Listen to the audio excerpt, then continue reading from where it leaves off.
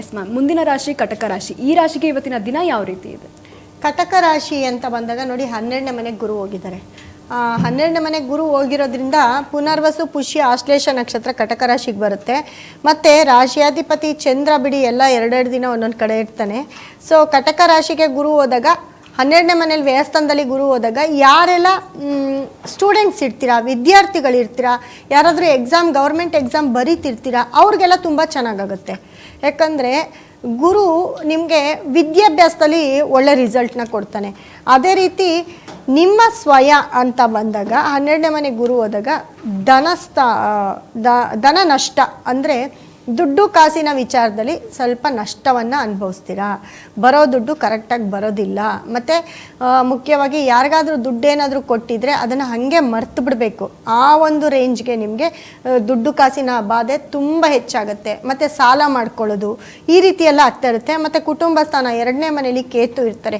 2ನೇ ಮನೇಲಿ ಕೇತು ಇದ್ದಾಗ ಕುಟುಂಬ ಸ್ಥಾನದಲ್ಲಿ ಯಾರಿಗಾದ್ರೂ ರೋಗ ಕಾಯಿಲೆಗಳು ಬರೋದು, ಅಥವಾ ಕುಟುಂಬದಲ್ಲಿ ಯಾರಿಗಾದ್ರೂ ಏನಾದರೂ ಹೆಚ್ಚು ಕಮ್ಮಿ ಆಗೋದು, ಕುಟುಂಬದಲ್ಲಿ ಕಲಹ ಆಗೋದು, ಇವೆಲ್ಲವೂ ಕೂಡ ನಡೀತಾ ಹೋಗುತ್ತೆ ಕಟಕ ರಾಶಿಯವ್ರಿಗೆ. ಅದನ್ನು ಸ್ವಲ್ಪ ನೋಡ್ಕೊಳ್ಬೇಕಾಗತ್ತೆ.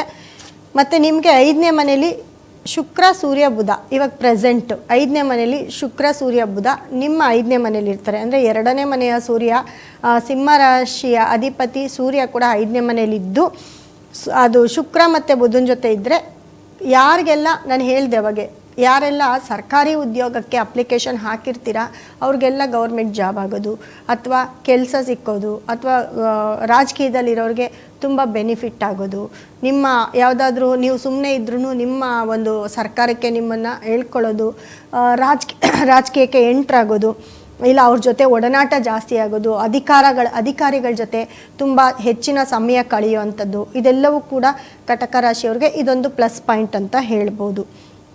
ಮತ್ತು ನೋಡಿ 6ನೇ ಮನೇಲಿ ಕುಜ ಇದ್ದಾಗ ತುಂಬ ಹೆಲ್ತ್ ಅಪ್ಸೆಟ್ ಜಾಸ್ತಿ ಆಗ್ತಾ ಹೋಗುತ್ತೆ. ಮತ್ತು ಜಗಳ ಕದನ ಜಾಸ್ತಿ ಆಗ್ತಾ ಹೋಗುತ್ತೆ. ಎಲ್ಲಿ ಹೋದರೂ ಅಲ್ಲಿ ಕಂಪ್ಲೇಂಟು, ಕೇಸು, ಜಗಳ ಆಗೋದು ಇದೆಲ್ಲ ನಡೀತಾ ಇರುತ್ತೆ. ಯಾರಾದರೂ ಭೂಮಿ ವ್ಯವಹಾರ ಯಾರೆಲ್ಲ ಮಾಡ್ತಿರ್ತೀರ ಕಟಕ ರಾಶಿಯವರು ಅವರಿಗೆ ತುಂಬ ಕಾಂಟ್ರವರ್ಸಿ ಜಾಸ್ತಿ ಆಗ್ತಾ ಹೋಗುತ್ತೆ.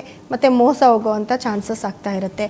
ಮತ್ತು ಈ ಕಟಕ ರಾಶಿಯವ್ರಿಗೆ ನಿಮಗೆ ತುಂಬ ಕಾಮಾಗಿ ತುಂಬ ಪೀಸ್ಫುಲ್ಲಾಗಿರಬೇಕು ಅಂದರೆ ನೀವು ಸಾಯಂಕಾಲದ ಮೇಲೆ ನೀವು ಕೆಲಸವನ್ನು ಸ್ಟಾರ್ಟ್ ಮಾಡಬೇಕಾಗುತ್ತೆ. ಅದು ಏನೇ ಕೆಲಸ ಆಗಿರ್ಬೋದು, ಒಂದು ಮೀಟಿಂಗ್ ಆಗಿರ್ಬೋದು, ಒಂದು ಕೆಲಸ ಆಗಿರ್ಬೋದು, ನಿಮ್ಮ ವೈಯಕ್ತಿಕ ಆಗಿರ್ಬೋದು, ನಿಮಗೆ 5 ಗಂಟೆ ಮೇಲೆ ಅಂದರೆ 6 ಗಂಟೆ ನಂತರ ನೀವು ಏನೇ ಕೆಲಸ ಮಾಡಿದ್ರೂ ಸಕ್ಸಸ್ ಇರುತ್ತೆ.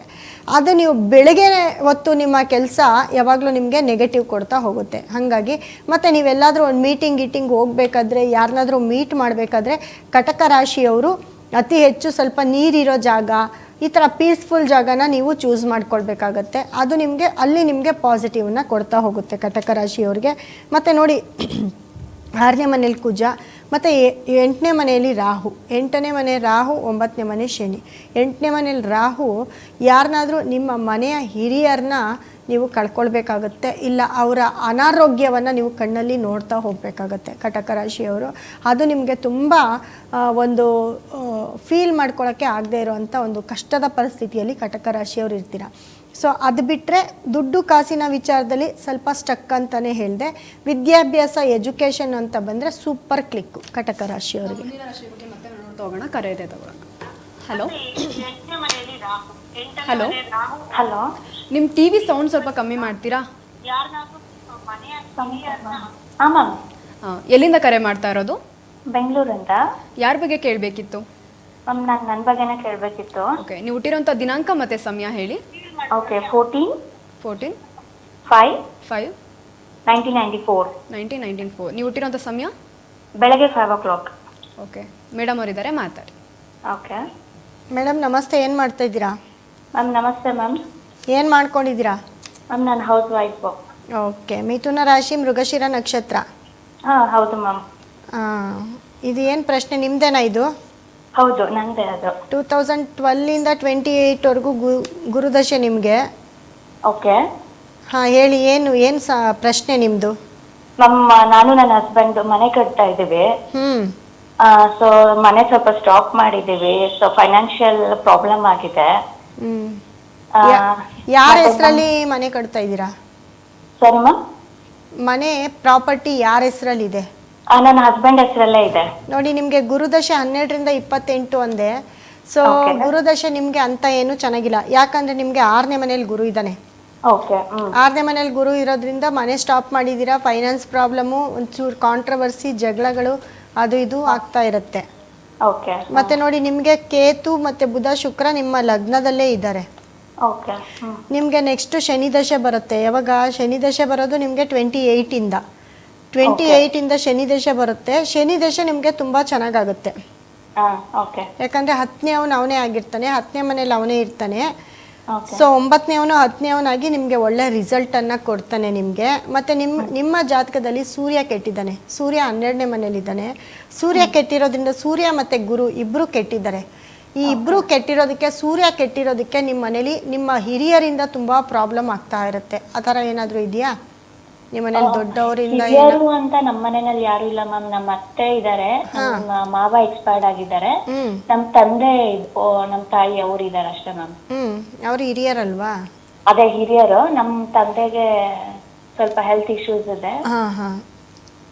ನಿಮಗೆ ಸ್ವಲ್ಪ ಅವರಿಂದ ಏನಾದರೂ ಒಂದು ಪ್ರಾಬ್ಲಮ್ಮು ಇಲ್ಲ ಮನಸ್ಥಿತಿ ಕೆಡೋದು ಈ ಥರ ಆಗ್ತಿರುತ್ತೆ. ಮತ್ತು ಗೌರ್ಮೆಂಟ್ ಇಶ್ಯೂಸು ಜಾಸ್ತಿ ಆಗ್ತಾ ಇರುತ್ತೆ. ನೀವೇನಾದರೂ ಕೆಲಸಕ್ಕೆಲ್ಲಾದರೂ ಹೋಗ್ಬೇಕು ಅನ್ಕೋತಾ ಇದ್ದೀರಾ? ಏನೂ ಇಲ್ವಾ? ಇಲ್ಲ ಮ್ಯಾಮ್, ಏನಿಲ್ಲ, ಮನೇಲೇ ಇರ್ತೀನಿ. ನೋಡಿ, ನಿಮಗೆ ನಿಮ್ಮ ಫ್ಯಾಮಿಲಿಲೂ ಅಷ್ಟೇ ಶತ್ರುಗಳು ಜಾಸ್ತಿ ಇರ್ತಾರೆ.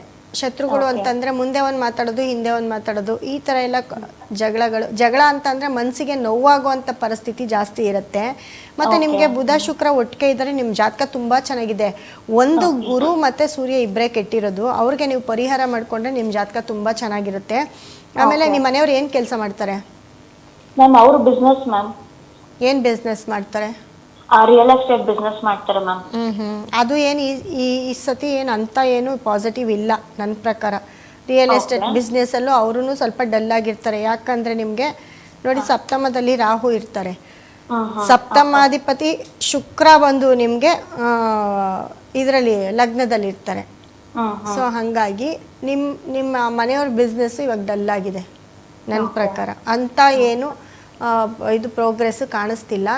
ಸೊ ಇವಾಗ ನಿಮ್ಮ ಪ್ರಶ್ನೆ ನನಗೆ ಅರ್ಥ ಆಗಿಲ್ಲ. ಮನೆ ಕೇಳಿದ್ದು. ಯಾಕಂದರೆ ಗುರುದಶೆ ಹೇಳಿದ್ನಲ್ಲ, 6ನೇ ಮನೆ ದಶೆ ನಡೀತಿದೆ. ನೀವು ನಮ್ಮ ಒಂದು ಸಂಸ್ಥೆ ನಂಬರ್ಗೆ ಕರೆ ಮಾಡಿ, ನಿಮಗೆ ನಮ್ಮಲ್ಲಿ ಒಂದು ಸ್ಟೋನ್ ಕೊಡ್ತೀವಿ. ಅಂದರೆ ನಿಮ್ಮ ಮನೆ ಕಂಪ್ಲೀಟ್ ಆಗೋದಕ್ಕೆ, ನಿಮಗೆ ಇವಾಗ ಏನು ದಶ ನಡೀತಿದೆ ಅದಕ್ಕೆ ಸಪೋರ್ಟಿವ್ ಆಗಿರೋದಕ್ಕೆ, ಅಂದರೆ ಈ ಥರ ನೆಗೆಟಿವ್ಸ್ ಆಗದಿರೋ ಇರೋದಕ್ಕೆ ಒಂದು ಸ್ಟೋನನ್ನು ಕೊಡ್ತೀವಿ. ನೀವು ಬೆಂಗಳೂರಿಂದ ನಮ್ಮ ಮಾತಾಡೋದು? ಹೌದು ಮ್ಯಾಮ್, ಬೆಂಗಳೂರಿಂದ. ಬೆಂಗಳೂರಲ್ಲಿ ಯಾವ ಏರಿಯಾ ಮೇಡಮ್ ನೀವು? ಮ್ಯಾಮ್, ಸುಂಕುತ್ಕಟ್ಟೆ. ಓಕೆ. ನಮ್ಮ ಆಫೀಸ್ಗೆ ಬರ್ಬೋದು ನೀವು. ಇಲ್ಲ, ನೀವು ಫೋನ್ ಮಾಡಿ ನೀವು ಅಡ್ರೆಸ್ ಕಳಿಸಿದ್ರೆ ನಾವು ಅದಕ್ಕೆ ಕಳಿಸ್ಕೊಡ್ತೀವಿ. ನಮ್ಮ ಆಫೀಸ್ ನಂಬರ್ ಇದೆ ನೋಡಿ ಅಲ್ಲಿ, 973393422626. ಆ ನಂಬರ್ಗೆ ಕರೆ ಮಾಡಿ ನೀವು ಬುಕ್ ಮಾಡ್ಕೊಳ್ಳಿ. ನಿಮ್ಮ ಅಡ್ರೆಸ್ ಕಳಿಸಿ. ನಿಮಗೆ ಆ ಒಂದು ಸ್ಟೋನ್ ಕೊಟ್ಟರೆ ವಿತಿನ್ 15 ಡೇಸ್ ನೀವು ಏನು ಆ ಸ್ಟೋನ್ನ ನಿಮ್ಮ ಮನೇಲಿ ಇಡ್ತೀರಾ, 15 ದಿನದ ಒಳಗಡೆ ನಿಮ್ಮ ಕೆಲಸ ಸ್ಟಾರ್ಟ್ ಆಗುತ್ತೆ. ಅದು ಏನೇ ಆಗಿರ್ಬೋದು, ಅದನ್ನು ನಾವು ಹೇಳಿರೋ ದಿಕ್ಕಿನಲ್ಲೇ ಇಡಬೇಕಾಗತ್ತೆ. ಅದು ಇಟ್ಟಾಗ ಖಂಡಿತ ನಿಮ್ಮ ಕೆಲಸ ಸ್ಟಾರ್ಟ್ ಆಗುತ್ತೆ. ಸರಿ ಮ್ಯಾಮ್, ಈಗ ಆಫೀಸ್ ನಂಬರ್ಗೆ ಕಾಲ್ ಮಾಡಿಕೊಂಡ್ರೆ ನನಗೆ ಕಾಲ್ ಮಾಡಿ ಅದರ ಡೀಟೇಲ್ ಸಿಕ್ಕತ್ತೆ. ಓಕೆ. 2 ನಂಬರ್ ಇದೆ, 2 ನಂಬರ್ ಯಾವುದಕ್ಕಾದ್ರೂ ಮಾಡಿ. ಸರಿ ಮ್ಯಾಮ್. ಓಕೆ ಮೇಡಮ್, ಧನ್ಯವಾದ ಮೇಡಮ್. Thank you. ವೀಕ್ಷಕರೇ, ನಿಮ್ಮೆಲ್ಲ ಕಷ್ಟಗಳಿಗೆ ಸಮಸ್ಯೆಗಳಿಗೆ ಪರಿಹಾರ ಬೇಕು ಅಂತಂದರೆ ನಿಮ್ಮ ಸ್ಕ್ರೀನ್ ಮೇಲೆ ಡಿಸ್ಪ್ಲೇ ಆಗ್ತಾ ಇರುವಂಥ 8197676666 ಈ ಸಂಖ್ಯೆಗೆ 9 ಗಂಟೆಯಿಂದ 10 ಗಂಟೆ ಒಳಗಡೆ ಕರೆ ಮಾಡಿದ್ರೆ ನಿಮ್ಮೆಲ್ಲ ಸಮಸ್ಯೆಗಳಿಗೆ ಪರಿಹಾರವನ್ನು ಮೇಡಮ್ ಅವ್ರು ಕೊಡ್ತಾ ಹೋಗ್ತಾರೆ. ಎಸ್ ಮ್ಯಾಮ್, ಮುಂದಿನ ರಾಶಿ ಸಿಂಹರಾಶಿ. ಈ ರಾಶಿಗೆ ಇವತ್ತಿನ ದಿನ ಯಾವ ರೀತಿ ಇದೆ?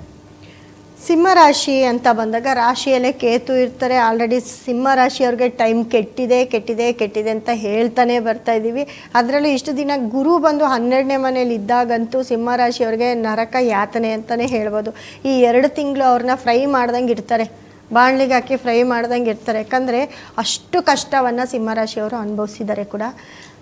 ಮುಖ್ಯವಾಗಿ ಏನಪ್ಪ ಅಂತಂದರೆ ನೋಡಿ, ಸಿಂಹರಾಶಿಗೆ ಅವರ ರಾಶಿಯಲ್ಲೇ ಕೇತು ಇದ್ದು ಮತ್ತು 6ನೇ ಮನೆ ಅಂದರೆ 6ನೇ ರಾಶಿಯ ಅಧಿಪತಿ ಶನಿ 6 ಮತ್ತು 7ನೇವನು 8ನೇ ಮನೆಗೆ ಹೋಗ್ಬಿಟ್ಟಿದ್ದಾನೆ.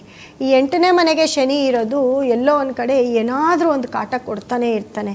ಏನಾದರೂ ಒಂದು ಕಾಟ ಅಂತಂದರೆ ಎಲ್ಲೋ ಒಂದು ಕಡೆ ತುಂಬ ಹೆಸರು ಮಾಡಿರ್ತೀವಿ, ಅದನ್ನು ಅವಮರ್ಯಾದೆ ಮಾಡಿ ದಬಕ್ಕಂತ ಕೆಳಗಡೆ ಹಾಕೋದು. ನಮಗೆ ಗೊತ್ತಿಲ್ದಿರ ನಮ್ಗೆ ಅವಮರ್ಯಾದೆ ಆಗೋದು, ಅಪಮಾನಗಳಾಗೋದು, ಅವಮಾನ ಆಗೋದು, ಮತ್ತು ಎಲ್ಲ ಕಡೆ ಸ್ಟಕ್ ಆಗೋದು, ಕುಟುಂಬದಲ್ಲಿ ಯಾರನ್ನಾದ್ರೂ ಕಳ್ಕೊಳ್ಳೋದು, ಇದೆಲ್ಲವೂ ಕೂಡ ಸಿಂಹರಾಶಿಯವ್ರಿಗೆ ಆಗ್ತಾ ಹೋಗುತ್ತೆ. ನೋಡಿ, ಸಿಂಹರಾಶಿಯವ್ರಿಗೆ ಮುಖ್ಯವಾಗಿ ಇವಾಗ ಗುರು ಪರವಾಗಿಲ್ಲ, ಗುರು ಮಿಥುನ ರಾಶಿಗೆ ಹೋಗಿರೋದು ಎಲ್ಲ ಒಂದು ಕಡೆ ಪ್ಲಸ್ ಪಾಯಿಂಟ್ ಅಂತ ಅಂದ್ಕೊಳ್ಬೋದು. ಅಂದರೆ 11ನೇ ಮನೆಗೆ ಹೋಗಿದ್ದಾನೆ. 11ನೇ ಮನೆಗೆ ಗುರು ಹೋದಾಗ ಏನಾಗುತ್ತಪ್ಪ ಅಂತಂದರೆ ಅವನು ಬಂದು 8ನೇವನಾಗಿರ್ತಾನೆ. 8ನೇವನು ಮತ್ತು 5ನೇ ಅವನೇ ಆಗಿರ್ತಾನೆ. ಅವನು ಬಂದು ನಿಮಗೆ 11ನೇ ಮನೇಲಿದ್ದಾಗ ಎಲ್ಲೋ ಒಂದು 20 to 30% ನೀವು ಒಂಚೂರು ಉಸಿರಾಡ್ಬೋದು ಅಂತ ಹೇಳ್ತೀನಿ, ಯಾವುದೇ ಕೆಲಸ ಕಾರ್ಯದಲ್ಲಿ ಆಗಿರ್ಬೋದು. ಮತ್ತು ಜೊತೆಗೆ ಏನಪ್ಪ ಅಂತಂದರೆ ನೋಡಿ, ಮಖ ನಕ್ಷತ್ರ, ಪುಬ್ಬ, ಉತ್ತರ ನಕ್ಷತ್ರ, ಈ 3 ನಕ್ಷತ್ರಗಳವರು ತುಂಬಾ ಸಫರ್ ಮಾಡ್ತಾ ಇರ್ತೀರ. ಮತ್ತು ಮುಖ್ಯವಾಗಿ ಈ ಸಿಂಹರಾಶಿಯವರು ಅತಿ ಹೆಚ್ಚು ಈ ಅಧಿಕಾರಿಗಳನ್ನ ನಂಬಕ್ಕೆ ಹೋಗಬಾರ್ದು. ಅಂದರೆ ರಾಜಕಾರಣಿಗಳಾಗಿರ್ಬೋದು, ಅಧಿಕಾರಿಗಳನ್ನ ನಂಬಿಕೊಂಡು ಏನಾದರೂ ದುಡ್ಡು ಇನ್ವೆಸ್ಟ್ ಮಾಡಿದರೆ ಅದು ನಿಮಗೆ ವಾಪಸ್ ಬರೋದು ಇಲ್ಲ, ಅದನ್ನು ಅಲ್ಲೇ ಕಳ್ಕೊಳ್ಬೇಕಾಗುತ್ತೆ. ಇದರಲ್ಲಿ ತುಂಬ ಕೇರ್ಫುಲ್ಲಾಗಿರಬೇಕಾಗುತ್ತೆ. ಯಾಕಂದರೆ ಇವಾಗ ಏನೋ ಒಂದು ಕೆಲಸಕ್ಕೆ ಅಂತ, ಈ ಕೆಲಸ ಆಗುತ್ತೆ ಅಂತ ಅಲ್ಲೋಗಿ ದುಡ್ಡು ಹಾಕಿರ್ತಾರೆ, ದುಡ್ಡು ಕೊಟ್ಬಿಟ್ಟಿರ್ತಾರೆ, ಅಲ್ಲೆಲ್ಲೋ ಒಂದು ಕಡೆ ಇವ್ರಿಗೆ ತುಂಬ ಕಷ್ಟ ಆಗೋದು, ಏನೋ ಒಂದು ಬೇಡದೇ ಇರೋ ಅಂಥ ಒಂದು ಹಿಂಸೆ ಆಗೋದು, ಅದೆಲ್ಲವೂ ಕೂಡ ಆಗ್ತಾ ಇರುತ್ತೆ. ಸಿಂಹರಾಶಿಯವರು ತುಂಬ ಕೇರ್ಫುಲ್ಲಾಗಿರಬೇಕಾಗುತ್ತೆ. ಅಂದರೆ 11ನೇ ಮನೆಗೆ ಗುರು ಹೋಗಿರೋದು ಒಂದು ಕಡೆ ಪರವಾಗಿಲ್ಲ ಅಂತ ಹೇಳ್ಬೋದು. ರಾಶಿಯಾಧಿಪತಿ ಸೂರ್ಯ ಬಂದು 4 ಮತ್ತು 5ನೇ ಮನೆಗೆ ಶಿಫ್ಟ್ ಆದಾಗ ಪರವಾಗಿಲ್ಲ ಅಂತ ಹೇಳ್ಬೋದು ಸಿಂಹರಾಶಿಯವ್ರಿಗೆ. ರಾಶಿ ಬಗ್ಗೆ ಮತ್ತೆ ನೋಡ್ತೋಣ, ಒಂದು ಕರೆ ಇದೆ ತಗೊಳ್ಳೋಣ.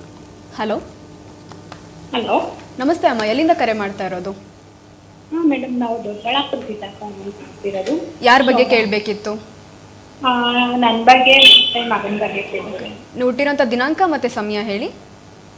ನಂದು ಹುಟ್ಟಿರೋ ಡೇಟು 23/9/1977 ಇರ್ತೀವಿ. ಹುಟ್ಟಿರೋಂಥ ನನಗೆ ಸಮಯ, ಆರೋಗ್ಯ ಸರಿಗಿರಲ್ಲ, ಸ್ವಲ್ಪ ಜಾಸ್ತಿ ಮೈಕೈ ನೋವು. ನೀವು ಹುಟ್ಟಿರೋಂಥ ದಿನಾಂಕ ಹೇಳಿ. ಮತ್ತೆ ಹಲೋ, ನೀವು ಹುಟ್ಟಿರೋಂಥ ದಿನಾಂಕ, ಹಲೋ, ನೀವು ಹುಟ್ಟಿರೋಂಥ ದಿನಾಂಕ ಮತ್ತೊಮ್ಮೆ ಹೇಳಿ. 23/9/1977.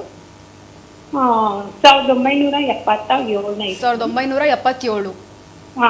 ಓಕೆ, ನೀವು ಹುಟ್ಟಿರೋಂಥ ಸಮಯ ಬಂದು ನೈಟ್ 11:30 45 ಓಕೆ, ನಿಮ್ಮ ಹೆಸರು? ಹಲೋ ಮೇಡಮ್, ನಮಸ್ತೆ. ಹಾಂ, ನಮಸ್ತೆ ಮೇಡಮ್. ಮಕರ ರಾಶಿ, ಶ್ರವಣ ನಕ್ಷತ್ರ ಬರುತ್ತೆ ನಿಮ್ಮದು. ಹೌದು ಮೇಡಮ್. ಏನು ಮಾಡ್ತಾ ಇದ್ದೀರಮ್ಮ ನೀವು? ನಾನು ಟೈಲರಿಂಗ್ ಕೆಲಸ ಮಾಡ್ತೀನಿ ಮೇಡಮ್. ನಾವು ಹೌದಾ? ಈಗ ಅಂಗಡಿ ಮಾಡಿದ್ದೀನಿ.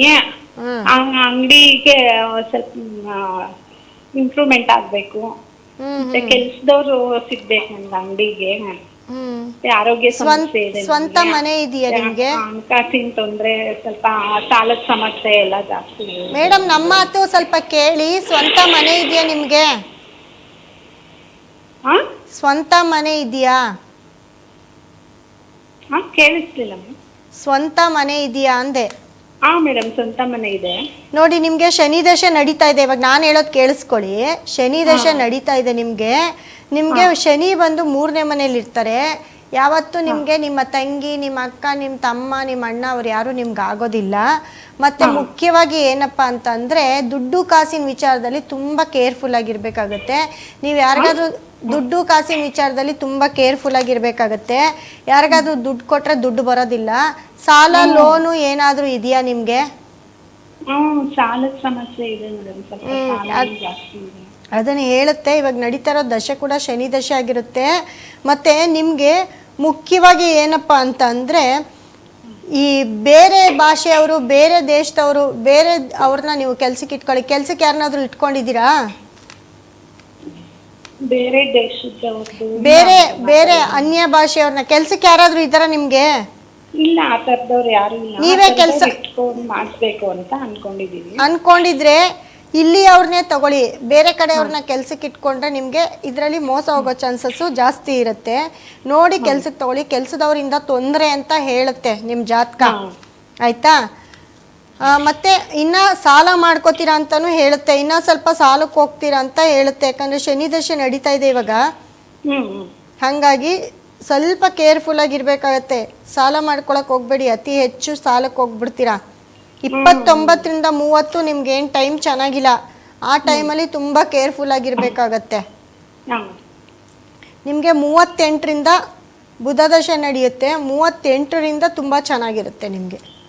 38ನೇ ಇಸ್ವಿ. 38ನೇ ಇಸ್ವಿಯಿಂದ ತುಂಬ ಚೆನ್ನಾಗಿರ್ತೀರ ನೀವು. ಇವಾಗ ಅದಕ್ಕೆ ಪರಿಹಾರ ಏನಾದ್ರು ಪರಿಹಾರ ಅಂತ ಅಂದರೆ ನಮ್ಮಲ್ಲಿ ಫೈನಾನ್ಸ್ದು ಒಂದು ಸ್ಟೋನ್ ಸಿಕ್ಕತ್ತೆ ಆಯಿತಾ. ಆ ಫೈನಾನ್ಸ್ ಸ್ಟೋನನ್ನು ನಿಮ್ಮ ಆಫೀಸು ನೀವೇನು ಮಾಡ್ತಾ ಇದ್ದೀರಾ ಟೈಲರಿಂಗ್ ಆಫೀಸಲ್ಲಿ ಇಟ್ಕೊಳ್ಳಿ. ಅದು ಅಭಿವೃದ್ಧಿ ಚೆನ್ನಾಗಾಗತ್ತೆ, ಧನಾಕರ್ಷಣೆ ಚೆನ್ನಾಗಾಗತ್ತೆ. ಮತ್ತು ನಿಮ್ಮ ಕೈಗೂ ಕೂಡ ಒಂದು ಬ್ರೇಸ್ಲೆಟ್ ಸಿಕ್ಕತ್ತೆ ನಮ್ಮಲ್ಲಿ.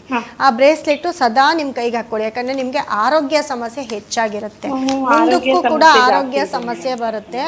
ಆರೋಗ್ಯ ಸಮಸ್ಯೆಗೆ ನಿಮ್ಮ ಕೈಗೆ ಹಾಕೊಳ್ಳೋಕ್ಕೆ ಒಂದು ಬ್ರೇಸ್ಲೆಟ್ನ ಕೊಡ್ತೀವಿ ನೋಡಿ. ಈ ರೀತಿ ಕೈಗೆ ಹಾಕ್ಕೊಳ್ಬೇಕಾಗತ್ತೆ. ಈ ರೀತಿ ಕೈಗೆ ಆ ಬ್ರೇಸ್ಲೆಟ್ನ ಹಾಕ್ಕೊಂಡ್ರೆ ಖಂಡಿತ ನಿಮ್ಮ ಆರೋಗ್ಯ ಸಮಸ್ಯೆ ಸುಧಾರಿಸ್ತಾ ಬರುತ್ತೆ. ಇಲ್ಲಾಂದರೆ ಆರೋಗ್ಯನ ಹೆಚ್ಚು ನೀವು ಕಳ್ಕೊಳ್ತಾ ಹೋಗ್ತಾ ಇರ್ತೀರಾ. ದಿನ ಆರೋಗ್ಯನ ಕ್ಷೀಣಿಸ್ತಾ ಹೋಗ್ತೀರಾ. ನಿಮಗೆ ಬಲ ಇಲ್ದಂಗೆ ಆಗುತ್ತೆ, ಯಾಕಂದರೆ ನಡೀತಾ ಇರೋದು ಶನಿ ದಶೆ. ಹಾಗಾಗಿ ಶನಿ ದೇವ್ರನ್ನ ತುಂಬ ಆರಾಧಿಸಿ, ತುಂಬ ಪ್ರಾರ್ಥನೆ ಮಾಡಿ ಶನಿ ಮಹಾತ್ಮನನ್ನು.